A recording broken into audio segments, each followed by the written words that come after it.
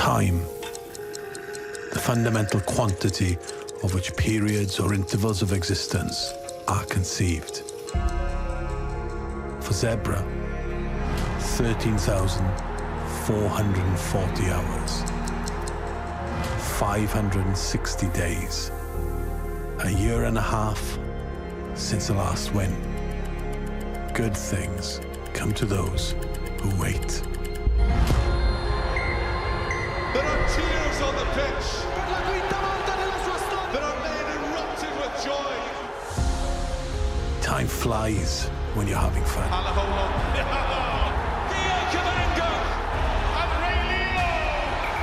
Time can stand still. It's Benetton who celebrate at the Cardiff Arms Park. Time, the indefinite, continued progress of existence and events in the past, present, and future. And Cardiff have headed to Parma to face a Zebre side full of confidence following a long-awaited win last weekend. And they've already been defeated by an Italian opponent this season, of course, going down by a single point to Benetton in round one. But they have not lost successive fixtures against Italian opponents in over 5 years. They narrowly missed out on victory to the Bulls last week, meaning it's one win from 4 so far. Zebre only managed a total of 11 points all last season. They're already on 9 points this time round, and Cardiff, well, they just need to get a win over the line. Kick-off in Parma, only moments away.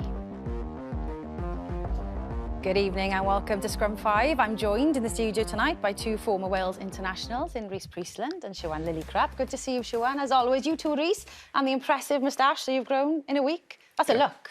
I've always been a good grower. It looks good, it looks good.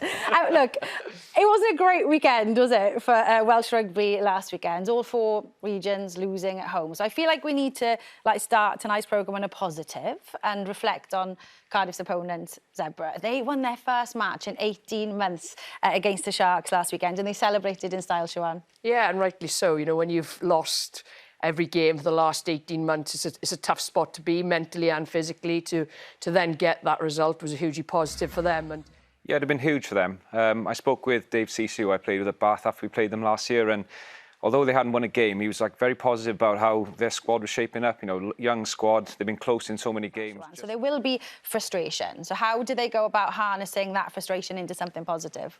yeah, it's hard, isn't it? Like they've been within winning distance, but not quite out of the whitewash. And 15 handle errors is really high. So, you know, it's not their intent to play is there, but it's individual error, individual mistakes. It's costing them the game, essentially. But out in Parma for us this evening, former Wales and Cardiff back rower Josh Navidi and Gareth, Rhys, Owen. Good evening, both. Good evening. Welcome to Parma. Beautiful little city. Climate is very pleasant. And so often, the expectation is of a foregone conclusion against Zebre. But Cardiff know for sure that they cannot predict, expect, or even come away with a victory without giving their absolute best. And there's a real buzz around this glorious city. Post-victory, what a difference a W can make. Lorenzo Pani leaps high into the air, and Fusco sneaked down the blind side, but he lost possession, and Zebre are away. They will attack when they have ball, but they have a far more structured game. Late change, Franco Smith Jr. wearing 12. Ferrari, the talented back rower, at 6.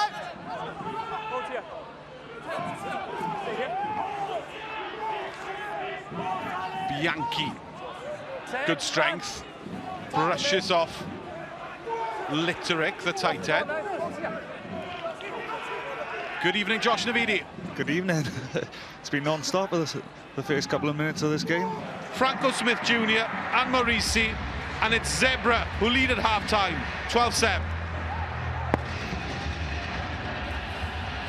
Yes, that's how the land lies in Parma at the break then. Cardiff, Zebre with just one win this season after 4 rounds. Zebre, who currently have it at the break. Cardiff, they were leading for 30 minutes, but 2 tries in quick succession for the home side. One from Franco Smith Jr. and the other, this one there by Maurici, means it's the Italians that have it at half-time.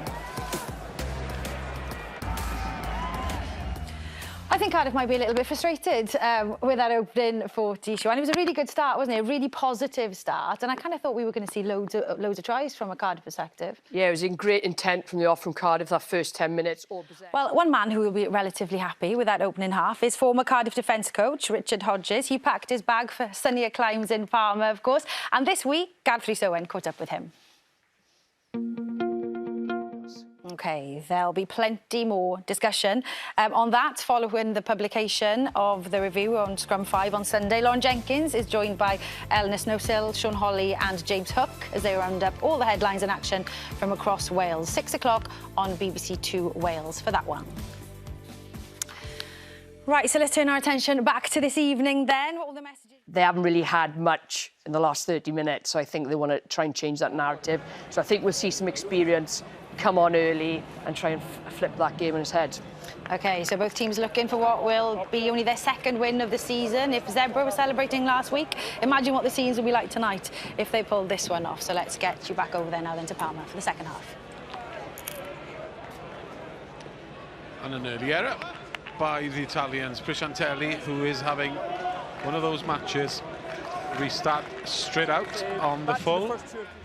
Final score, Zebre 22, Cardiff 22.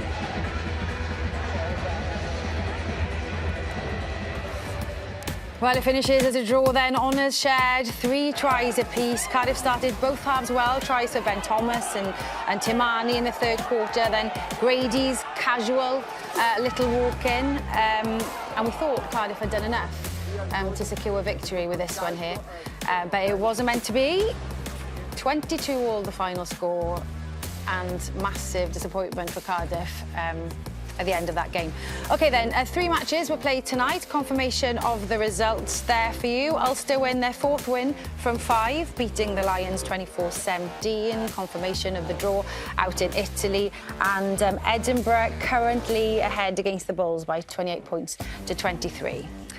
So tonight's results mean the table look like that. Ulster go top. Edinburgh leapfrog the Bulls into second place. Cardiff with a win still wouldn't have got them up to the top half of the table. So that's the bottom half of the table there. Cardiff on 9 points and Zebre getting a couple of points too takes them to 11. My opening line up until those last few minutes was going to be a win's a win. They come away with a draw, and I just cannot imagine the frustration in that changing room right now, Siwan. Yeah, they're going to be so frustrated because actually second half. You know, it'd be interesting to see what Matt's got, how Matt Sherratt turns things around now with this young team. OK, the sport doesn't stop here tonight. Tomorrow evening, join Catrin Heller, Joe Ledley, Danny Gabardon as they bring you highlights of Wales' all-important Euro 2024 qualifier. In Armenia's Rob Page and his side hope to keep their qualification dreams alive. Scarlets are in Dublin tomorrow night, 2 live action from 7:30 on S4C, and on Scrum V on Sunday, Elgan Snowsill, Sean Holly and James Hook are in the studio to round up the weekend's URC action. 6 o'clock on BBC Two Wales for that one.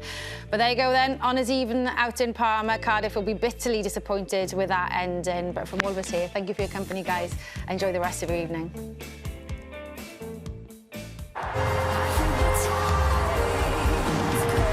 Here's the carry, and there is the score.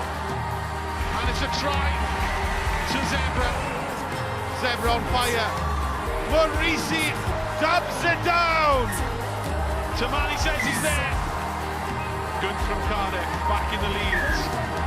Willis Hollow. The draw will be shared between these two sides.